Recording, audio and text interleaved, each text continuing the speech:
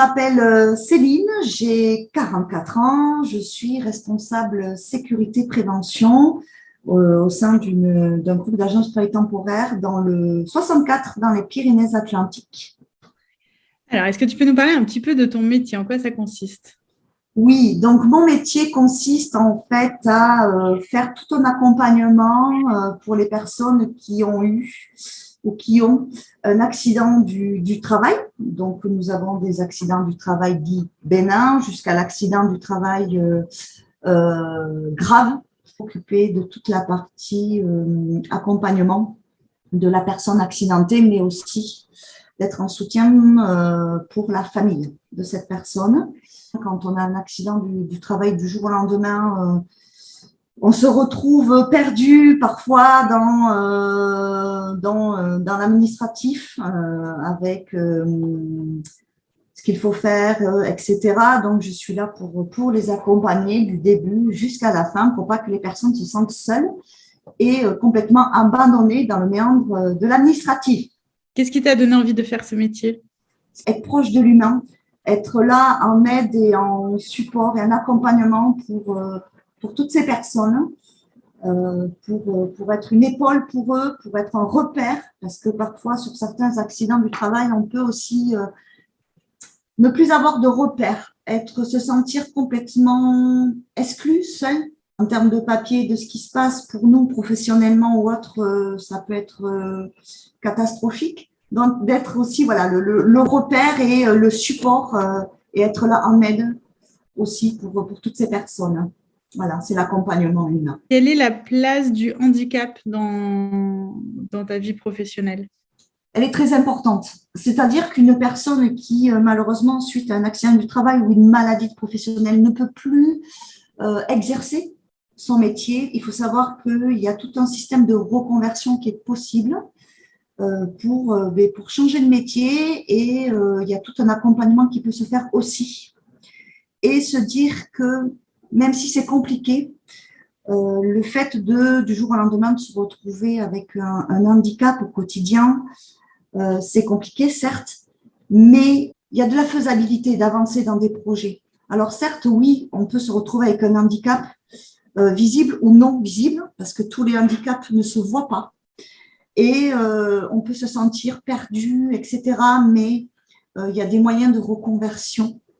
Et c'est aussi pouvoir conseiller toutes ces personnes sur les reconversions qui sont possibles pour elles. Pourquoi c'est important pour toi la reconnaissance handicapée? Le handicap me parle. J'ai travaillé 10 ans dans le milieu du handicap. Donc, du handicap physique, du handicap psychique, psychologique. Et je suis touchée aussi personnellement par le handicap. Malgré que l'on soit en situation de handicap, malgré qu'il y ait encore des barrières parfois pour des salariés, pour les familles, c'est arriver à libérer la parole sur le mot handicap. Parce que maintenant, il y a beaucoup d'associations, il y a beaucoup quand même de choses qui se mettent en place. Et moi, pouvoir aider des personnes en situation de handicap, être là pour elles, mais aussi pour les familles, c'est très, très important. C'est un sujet qui me touche. Malgré une situation de handicap, on peut avancer dans la vie. On peut y arriver. Il y a des obstacles, certes, mais avec de l'aide, avec de l'accompagnement, avec du soutien. Et le fait de pouvoir en discuter librement, de ne pas être jugé, parce que quand on est en situation de handicap, on a toujours peur d'être jugé, de se dire, mon Dieu, je vais dire à mon futur employeur ou à mes collègues que je suis en situation de handicap, on a peur d'être jugé. La peur du jugement, la peur du regard des autres aussi, parce que ce n'est pas évident. Mais voilà, c'est mon quotidien et j'ai envie voilà, d'aider toutes ces personnes et d'être là aussi présente pour elles, de pouvoir tendre la main. Et puis aider des gens qui ont envie de travailler aussi. Exactement, et aider des gens qui ont envie de travailler, parce qu'effectivement, on peut se retrouver en situation de handicap dû à plein de problématiques. Ça peut être un accident de travail, ça peut être un accident dans sa vie privée, et du jour au lendemain, notre vie, on peut l'avoir basculée. Voilà. Mmh. C'est déjà accepter le fait qu'on peut être en situation de handicap et se dire que dans le monde du travail, même en étant en situation de handicap, on peut être accueilli, on peut être formé à un nouveau métier, qu'il y a tout un tas d'accompagnement, une adaptation aussi au poste qui peut se faire. Parce que maintenant, nous, employeurs, il y a tout un ensemble qui peut se mettre en place pour que la personne soit accueillie en tant que salariée et que ce soit un handicap physique ou autre, il y a une adaptation au poste qui peut se faire. Et donc, la personne peut complètement être à un poste de travail avec une situation de handicap et participer à la vie de l'entreprise sans aucun souci. Est-ce que tu peux nous donner un peu des exemples pour justement mettre un peu plus un mot ou des images derrière ce mot handicap? C'est quoi les types de handicap que toi tu croises? De quoi on parle exactement? Alors, en fait, il peut y avoir donc les handicaps physiques. Voilà, donc un problème, ça peut être de la personne handicapée sur fauteuil roulant, une problématique d'une personne qui a des problèmes de dos ou autre. Ça peut aller aussi jusque à la déficience, donc une déficience auditive, une déficience visuelle. Et il y a plusieurs types de handicaps. Il peut y avoir aussi des handicaps dits avec des maladies de longue durée qui provoquent des pathologies, etc. Donc, c'est tout un ensemble, en fait. Le handicap n'est pas que du handicap où on voit une personne en fauteuil roulant, non. Il y a plusieurs handicaps.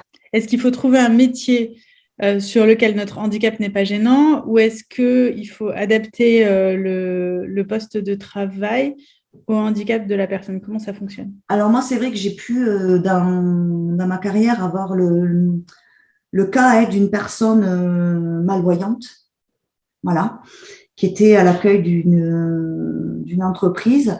Et malgré le fait qu'elle soit malvoyante, il y a eu tout un système mis en place, que ça peut aller du téléphone, où en fait les messages étaient dictés. Ça peut aller aussi avec l'adaptation pour les personnes malvoyantes, une adaptation au niveau des écrans, où en fait on peut grossir les lettres pour que la personne y voit mieux. Il y a tout un système d'adaptation au poste. Donc oui, j'ai travaillé avec une personne malvoyante, mais cette personne malvoyante s'occupait du standard, pouvait taper des courriers aussi grâce à des logiciels adaptés. Son handicap n'a posé aucun souci dans l'intégration de l'entreprise. Ok. Mm. Donc, le handicap visuel, c'est un handicap qui se voit, j'imagine, quand tu croises la personne à la machine à café, tu te Oui, rends compte qu'elle a une tout à déficience fait. visuelle. Tout à fait. Est-ce que tu as des exemples de handicap invisible que peut-être on a un collègue qui a ça et ça fait 10 ans qu'on travaille avec et on ne s'est jamais rendu compte qu'il était handicapé? Oui, donc vous avez des personnes qui ont des maladies, des affections de longue durée. Ça ne se voit pas, sauf que ces personnes ont une maladie. Elles sont là au quotidien dans leur travail et sans jamais se plaindre de quoi que ce soit. Effectivement, ces personnes, on les croise, on travaille avec eux et on ne le voit pas. Alors, la seule chose qu'on peut paraître, que l'on peut détecter parfois, ça peut être de la fatigue, ça peut être des moments un petit peu compliqués moralement. Beaucoup de personnes en situation de handicap ont très peu en fait d'arrêt maladie, parce que la plupart des personnes ont une force en fait, et quand elles sont en arrêt, ce qui est très très rare, c'est parce qu'elles ne peuvent pas du tout être présentes, mais dans leur quotidien, elles vivent avec cet handicap et elles avancent et on les entend très très peu en fait, elles ne se plaignent pas. Et actuellement, j'ai des personnes qui entourées autour de moi qui sont en situation de handicap et elles sont présentes et on ne le sait pas et on ne le devine pas. Et c'est qu'en échangeant avec elles qu'elles se confient. Ça peut être aussi le cas. Et du coup, ça ouvre aussi une perspective en fait où de se dire, en fait, je travaille avec cette personne depuis X années, mais de se rendre compte que elle est toujours là, en fait. Elle ne se plaint pas, on ne l'entend pas, elle travaille comme tout le monde. Voilà. Est-ce que tu peux nous expliquer un peu comment ça fonctionne la reconnaissance handicap? Alors, une reconnaissance de qualité de travailleur handicapé, c'est tout un dossier qu'il faut monter préalablement avec la MDPH, la Maison départementale des personnes handicapées. Donc, c'est un dossier que l'on constitue selon son handicap. C'est un dossier administratif où, dans ce dossier, pour le côté professionnel, on doit s'appuyer aussi, mine de rien, de certificats médicaux du spécialiste qui suit la personne.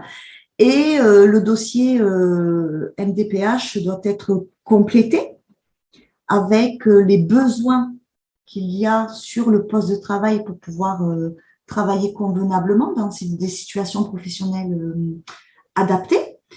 Et ce dossier, une fois constitué, doit être renvoyé à la MDPH et c'est la MDPH qui statue sur la reconnaissance de qualité de travailleurs handicapés. Après, il y a tout un système aussi avec la GFIP. Donc, la GFIP aide justement les employeurs dans le financement pour des postes adaptés en matériel. Donc, ça peut aller d'un fauteuil en passant par des écrans, en passant par des supports au niveau des bureaux. Et la GFIP est là aussi pour nous aider à analyser les postes de travail des salariés avec les besoins qu'ils ont. Et ça, voilà, on constitue le dossier, on en parle aussi avec la personne qui nous dit, voilà, pour mon poste, au vu de ma situation de handicap, j'aurais besoin de ça, ça, ça comme élément. On contacte aussi la GFIP et qui sont là, en fait, pour nous aider. Voilà, au niveau de l'ergonomie du poste. Il y a aussi la CARSAT qui aide dans ces montages de dossiers qui peuvent être là pour accompagner justement les structures, les entreprises pour l'étude de l'ergonomie des postes.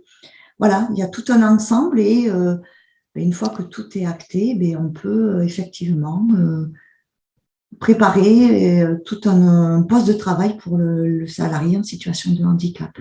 Ça prend combien de temps de constituer un dossier Alors, de constituer le dossier en lui-même, je dirais, ça ne prend pas beaucoup de temps. C'est juste avoir le rendez-vous avec son spécialiste avec qui on est suivi, le fait que le dossier, le certificat médical soit fait, de pouvoir aussi compléter le dossier MDPH. Mais admettons, dans la structure où je travaille, je fais l'accompagnement des salariés au niveau de la constitution des dossiers. Après, je dirais plus que parfois les délais peuvent être un petit peu longs au niveau pour que le dossier passe en commission. Voilà.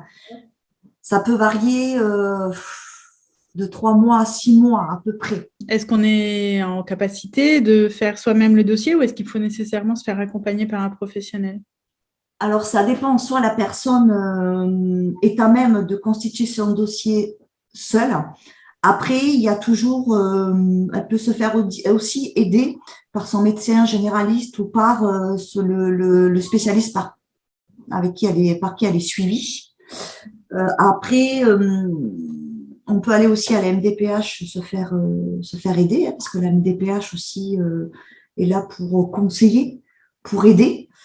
Et après, certaines structures professionnelles, certaines entreprises peuvent aider aussi à constituer ce dossier. Quels sont les avantages et les inconvénients pour l'entreprise? Pour moi, il n'y a que des avantages. Je le vois comme ça de mon côté. Pourquoi? Parce que travailler avec une personne en situation de handicap, ça permet aussi d'avoir une vision autre de la vie, de son statut de salarié, parce que beaucoup de personnes en situation de handicap apportent beaucoup dans leur quotidien, en fait. Parce qu'ils peuvent nous prouver aussi que malgré une situation de handicap, on est capable d'eux. On est capable de faire pareil que les autres, en fait. Il suffit juste que l'entreprise adapte au mieux le poste pour cette personne. Il y a une autre façon de voir les choses dans la vie, d'avancer autrement, et je pense que ça peut être aussi un avantage, une autre dynamique pour l'entreprise, une autre motivation pour l'ensemble des salariés, une autre cohésion, en fait. Pour moi, voilà, il y a je dirais que pour une entreprise, ça n'ouvre qu'une question de, enfin, ça apporte que des avantages. Adapter un poste de travail à quelqu'un qui a des particularités qui lui sont bien spécifiques, ça demande du temps, ça demande peut-être un petit peu d'administratif. Tout à fait. Toutes les entreprises sont peut-être pas prêtes à Exactement. faire ça. Il faut avoir aussi les ressources en fait. Tout à fait. Tout à fait. Je l'entends complètement parce que effectivement, pour une entreprise, ça demande du temps. Et effectivement, toutes les entreprises ne sont pas avec un service adapté pour pouvoir accueillir une personne handicapée ou certains corps de métier. Il est compliqué, bien évidemment, d'embaucher une personne en situation de handicap. Mais quand il y a une faisabilité et que effectivement l'entreprise se dit oui, pourquoi pas, il faut savoir que cette entreprise, elle n'est pas seule en fait. Il y a des organismes autour qui peuvent l'accompagner. D'accord. Voilà, même si dans la structure de l'entreprise, il n'y a pas un poste dédié en fait, ou une personne dédiée ou plusieurs personnes dédiées à accueillir, à faire tout l'administratif, à s'occuper de l'aménagement du poste. Il y a des organismes autour qui peuvent aider les employeurs. Ok. Donc, c'est ce que tu as cité tout à l'heure, la Voilà, CAT et AGCIP, voilà, il y a la GFIP, AGFIP. ouais, la CARSAT aussi, ouais, la CPAM, les CPAM aussi. Voilà, il y a plusieurs organismes qui peuvent venir en aide aux employeurs pour justement pouvoir embaucher une personne en situation de handicap. Ok. Est-ce qu'il y a des aides financières? Oui, il peut y avoir aussi des aides financières, par exemple, ça dépend après de la structure, mais sur un poste où il y a besoin d'un fauteuil, d'un bureau, de tout élément, il peut y avoir une aide financière. Et il y a des aides financières, oui, complètement, complètement. De toute façon, maintenant, au niveau des entreprises, il y a un quota, il y a un quota d'embauche de personnes en situation de handicap qui normalement doit être respecté. Voilà, donc on se rend compte que mine de rien, il y a de plus en plus de personnes malgré tout et d'entreprises qui commencent à embaucher des personnes en situation de handicap. C'est quand même, ce n'est plus tabou comme avant. Maintenant, le handicap rentre quand même dans les mœurs. C'est quelque chose où le dialogue commence à s'ouvrir. On commence à en parler un petit peu plus librement. Voilà. Donc, ce quota, ça représente quoi? Tout employeur d'au moins 20 salariés dans sa structure doit avoir une proportion de 6% de personnes en situation de handicap. Avec une reconnaissance? Oui, avec une reconnaissance de situation de handicap, une RQTH. D'accord. Ok. Et sans ça, est-ce que tu sais à combien s'élève la pénalité? Alors ça, après, je crois que c'est selon la masse salariale brute. Donc, ça veut dire qu'en tant que salarié d'une entreprise, si je sais que j'ai un handicap mais que je n'ai pas encore la reconnaissance handicapée, je rends presque un service à mon employeur. Oui. Si je fais la constitution du dossier? Oui, effectivement, oui. Effectivement. Après, c'est toujours le même souci. On peut avoir des salariés qui le disent, qui sont en situation de handicap et que il y a un dossier RQTH de constituer, où il y a des salariés qui, durant leur parcours professionnel, en fait, ont à un moment donné, se retrouvent en situation de handicap. Et il y a des salariés qui ne le disent pas, toujours par peur de l'étiquette de la personne handicapée. Peur parce qu'elle peut se dire, bon, mais en fait, je vais perdre mon emploi, les gens vont me voir autrement, mes collègues vont me voir autrement. Il y a toujours pareil, ce problème d'étiquette de situation de handicap. D'accord. Pour le salarié, est-ce qu'on est mieux payé, moins bien payé quand on est en situation de handicap? Alors non, dans une structure, dans une entreprise, non, on n'a pas le salaire qui augmente parce qu'on est en situation de handicap. Par contre, la personne en situation de handicap peut, à côté, avoir, admettons, l'allocation adulte handicapé. Voilà. Ça dépend de son taux de handicap aussi. À quel pourcentage son handicap est reconnu. Donc, toujours pareil, au niveau de la structure, ça ne change rien. En revanche, à côté, la personne peut avoir des aides. Est-ce que tu as une anecdote à nous partager sur le handicap au travail? Du coup, je me suis retrouvée avec une une personne en fait qui était trisomique, qui était aussi pareil à l'accueil d'une société qui était en stage. Et en fait, en discutant avec cette personne, à la fin, elle me dit, ben, tu vois, Céline, ben, oui, ben, je suis trisomique, mais regarde, j'ai fait une journée de travail comme toi. Et c'est sorti tellement naturellement et en fait, elle avait tellement le sourire, elle était tellement bien, elle était tellement heureuse d'avoir pu partager cette journée avec moi. Voilà, et en fait, on repart et on a le sourire parce que ces personnes-là, donc là, on était sur un problème de trisomie, mais on repart et ces personnes, en fait, sont là. Et comme je dis, beaucoup de personnes en situation de handicap sont sans filtre. Voilà, elles disent ce qu'elles pensent et elles avancent comme ça. Donc, je trouve ça très beau. C'est clair. Et pour finir, est-ce que tu aurais un conseil pour une entreprise qui s'intéresse au sujet du handicap ou pour un salarié qui se pose la question s'il pourrait avoir une reconnaissance? Par où on peut commencer pour se renseigner? Pour une entreprise, voilà, on peut être accompagné. Comme je le disais tout à l'heure, il y a tout un accompagnement qui peut être fait pour les entreprises. Et oui, il faut contacter les bonnes structures. Et pour un salarié en situation de handicap qui n'a pas encore fait la démarche de reconnaissance travailleur handicapé, effectivement, c'est arriver à passer la barrière de se dire, en fait, si je ne le dis pas, je ne le dis pas parce que je ne veux pas que ça se sache. C'est ce moment-là où il faut arriver à passer cette barrière et ben déjà faire l'admettre soi-même, hein, et après se dire qu'on peut être entouré et accompagné. Il y a tout un accompagnement qui peut se mettre en place et qu'on ne se retrouve pas seul, en fait. Donc, par où on peut commencer? Qu'est-ce qu'on tape dans Google pour savoir où rencontrer des gens comme ça? On peut taper, par exemple, salarié en situation de handicap et ça nous redirige vers, admettons, la GFIP. Ça peut nous rediriger vers la MDPH, la Maison départementale des personnes handicapées. Et en découle de là tout un système d'accompagnement et on peut trouver, où on tape RQTH, reconnaissance de qualité de travailleurs handicapés, et partant de là, en découlent les structures qui peuvent venir en aide. Ok.